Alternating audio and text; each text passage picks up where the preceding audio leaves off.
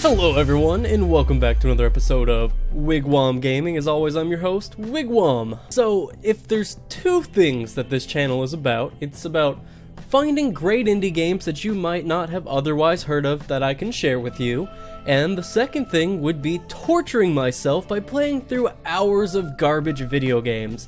And I thought to myself, what better way to combine these two ideas into one video than to make a top 5 list of the best free itch.io games? And boy was I right.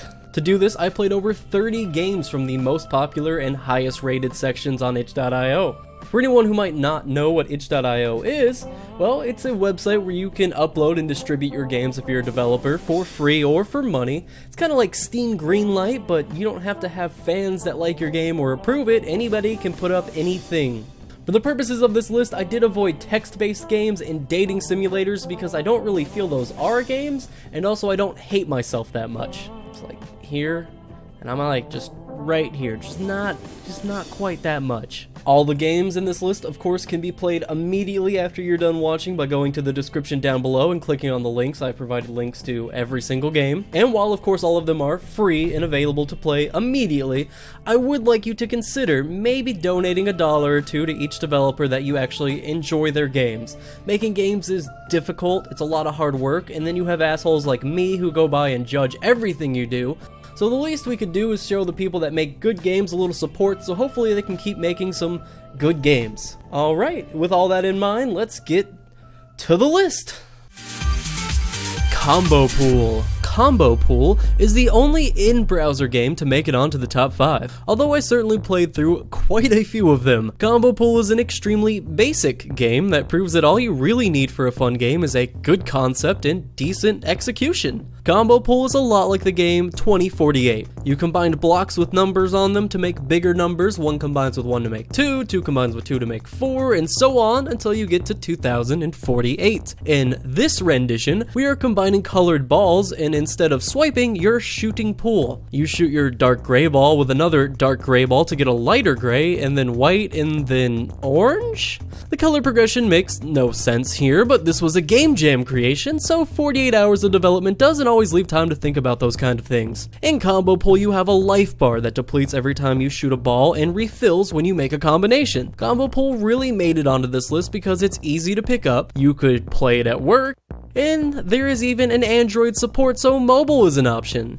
My only gripe is that the endless mode isn't truly endless. It's more of a you can't die mode. It still ends once you create the final ball. It would have been nice if you could have actually just kept combining balls for as long as you were able to until your health bar depleted, but overall the unique spin on an easy and addicting concept is enough to make Combo Pool a top 5 game.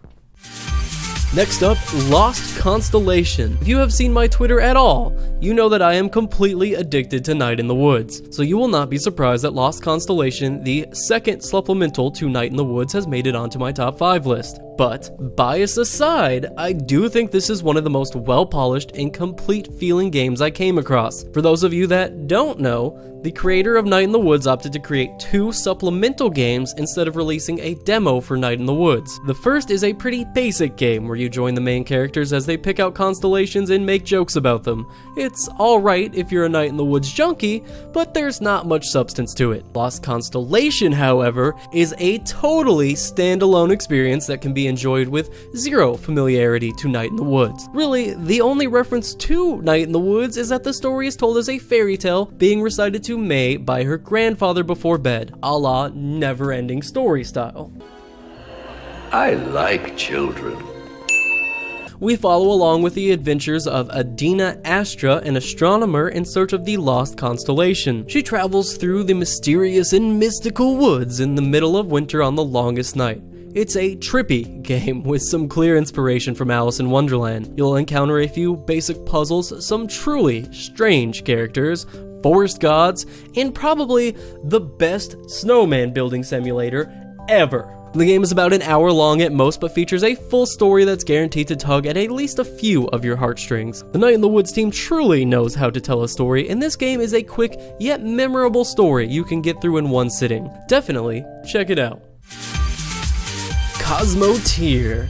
Out of all the games on this list, Cosmo Tier was the one I had the hardest time believing was truly free. Seriously, I double and triple checked this game on Google to make sure it was actually free. Cosmo Tier is a shipbuilding and fighting simulator. You start off with a basic ship you can customize, or if you prefer, you can start building one from scratch. You need to plan out and build where the propulsion will go, weapons, you need to staff your ship, power it with generators, add an FTL drive, all that good stuff. Once you've got a functioning ship, you can go off and fight other ships to gain resources and money which you use to improve your ship and explore more. If your ship takes damage though, you'll need to spend some money repairing it. I could spend hours just building and designing ships alone. There's a ton of customization options. The normal build mode challenges you to be methodical and prioritize what you want to spend your money on. The free build mode is just badass, letting you create some truly monstrous ships. The combat is great as it does feature a bit of depth and strategy to it. You want to focus on destroying certain parts of the ship that will disable it quicker. I found myself often taking out the weapons quickly, leaving the ship defenseless as I took out its power and claimed my spoils. No matter how you want to do it though, there is certainly depth in combat requiring you come up with some sort of strategy.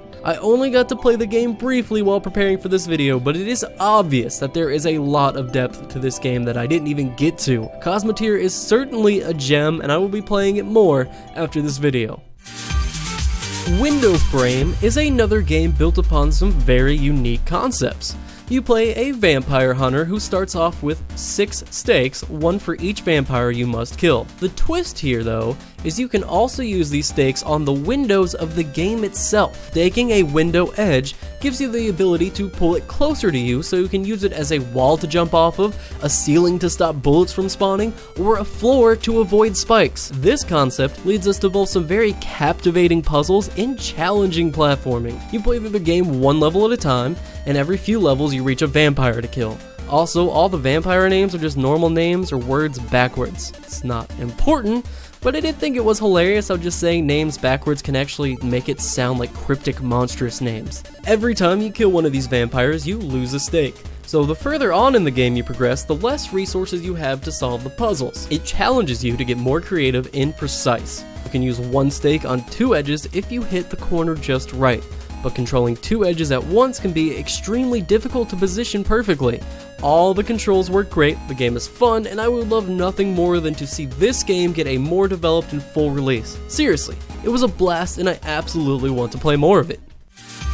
And finally, coming in at number 1 is a game that has been out for quite a while, Roguelite. Roguelite was the game on this list that I personally had the most fun with. It is a procedurally generated roguelite. Wow, never would have guessed. With some extremely unique and challenging twist on gameplay. You start the game with 4 arrows and 4 health, and it's off you go to explore the dark, monster-filled caverns. Your arrows are fire arrows, which you can use to kill enemies, or light torches. This is the first creative concept. Your arrows can act like a torch that you can carry with you, giving you a small amount of portable light. However, they start to grow dim as time goes on, forcing you to use them constantly. Shooting monsters and lighting torches both give you coins which you can trade in upon death for upgrades like more health, more arrows, brighter arrows, shooting speed, more coin drops, and even extra jumps. This is permadeath style though, so any unused coins are lost. So you do have to keep making it farther and farther to get the better upgrades. Even the upgrade screen itself was impressive. It shows you what upgrades you can afford and what you've already bought with these little icons. I know it seems insignificant, but one of the best signs of a good game is attention to small details, and it's something you don't see too often in free games. This game can offer quite a bit of challenge as you stumble around the dark fighting monsters and avoiding traps. Plus, if you run out of arrows, which you will, you'll be totally lost in the dark just hoping to stumble upon a restock. This game is addicting, fun, challenging, and worth at least a few hours of your time. So that's it. That's my top 5 games that I found, all available for free and available to play right now. There were a few close runner-ups and a few really truly terrible abominations that I played through as well. And since I'm not one usually to waste my time, you can expect to see a review of every game I played in my next video. So if you enjoyed this video, please make sure to subscribe if you aren't already, or leave this video a like. It does help. I know everybody says that all the time, but it helps. It does. Thank you always for being so supportive. I have the best fans. You guys are amazing. I love your beautiful faces, and I will catch you guys in the next video. Dear God, help me in the next video. Bye-bye.